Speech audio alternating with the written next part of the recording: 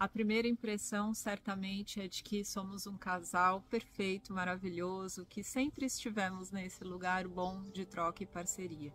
Mas, atrás disso tudo, tem uma grande caminhada, um processo que começou individualmente. Se existe um ponto que a gente queria compartilhar com vocês que buscam relações mais conscientes e saudáveis, é sobre o autoconhecimento, né, Alex? Em geral a gente acha, né, que quando vê algo muito legal, né, que isso ocorreu por um acaso, e não um é. Merecimento, né, muito especial. Há almas gêmeas que se encontraram, tem muita história aí, né? Sim, né? A gente vem aprendendo a se relacionar desde pequeno, né? Desde as nossas influências de criança, a forma como a gente via também a relação dos adultos dentro de casa, e tudo isso vai construindo nossas defesas e nossas buscas em torno de relacionamento. E a gente diz, como terapeutas, que todas as relações anteriores fazem parte.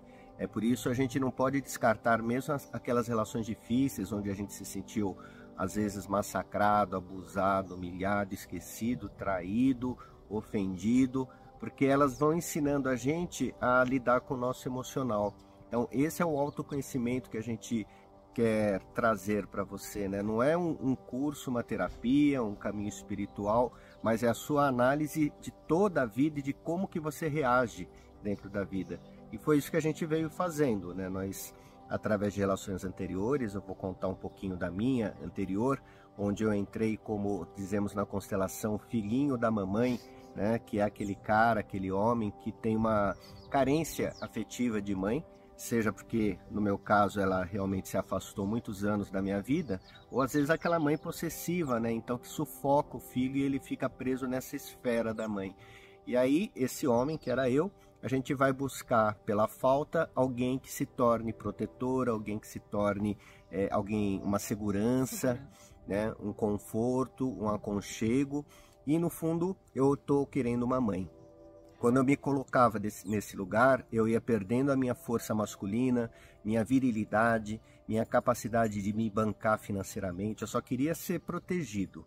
E claro, né, eu arrumei uma mulher forte, né, com yang forte, que de alguma forma preenchia esses lugares, né, de liderança, de trabalho, mas ao mesmo tempo também carente, né? Então nossa relação era complicada nesse sentido.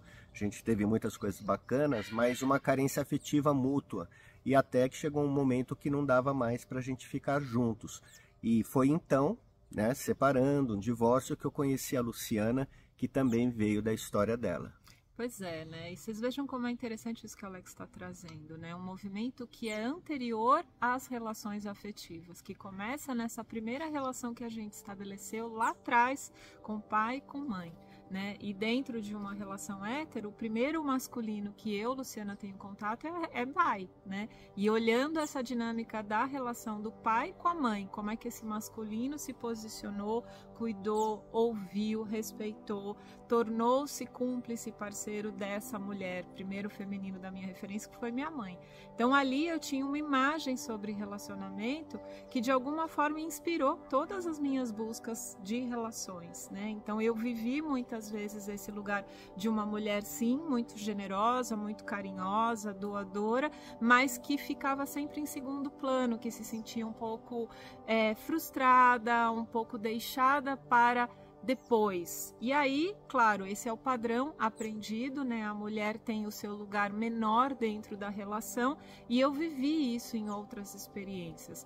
Foi um trabalho difícil, né? Não tinha consciência disso, então sentia muita raiva desse masculino com quem eu estava me relacionando, projetava muitas vezes uma tristeza dentro da relação, pesando dentro da relação, com essa frustração que extrapolava o meu sentimento, porque eu estava muito vinculada a esse padrão feminino da mulher que fica mais invisível, que se encolhe para caber dentro de uma relação onde a força principal está no masculino. Ele precisa estar forte, brilhante, indo bem na vida para eu poder acompanhar. Então, quanto também isso traz uma carga de cobrança para que Alex, no caso, tivesse sempre muito bem, como se fosse, para mim, impossível e inconsiderável que ele fraquejasse, que ele ficasse mal. Então, esse lugar da ajuda também muito para nos salvar. No fundo, eu queria ele forte para ele poder me proteger também, para que eu pudesse estar numa relação me sentindo segura.